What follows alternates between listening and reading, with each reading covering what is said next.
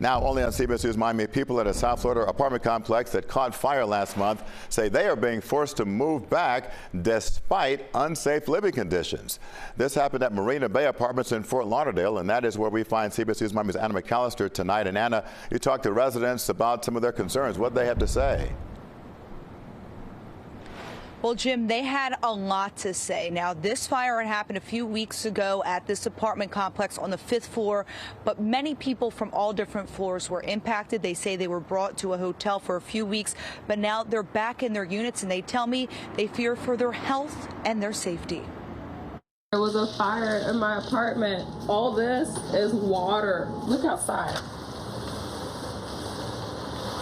This is the aftermath of a fire that ripped through a unit at the Marina Bay Apartments in Fort Lauderdale. The fire happened in the early morning of April 24th, but weeks later, tenants are back in the building fearing for their lives. And I really feel like I've moved back into my own coffin, and it's just only a matter of time before I get sick.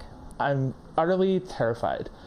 In my own home. Adriana Johnson and Brandon Gangle are just two of dozens of tenants who were forced out of their homes last month. They say they stayed at a hotel on the property at their apartment building until they were told to come back to their units last week. I said, so is this healthy for us to go back? Is it habitable?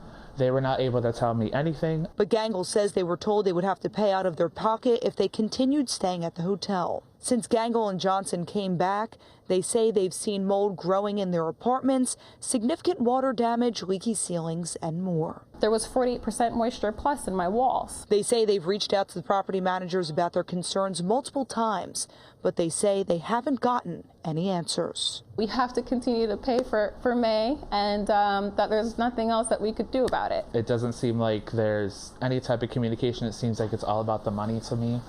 They just don't care about us. And we did reach out to the property management company for a statement or response regarding these concerns, and we're still waiting to hear back. But for now, reporting live from Fort Lauderdale, Anna McAllister, CBS News, Miami.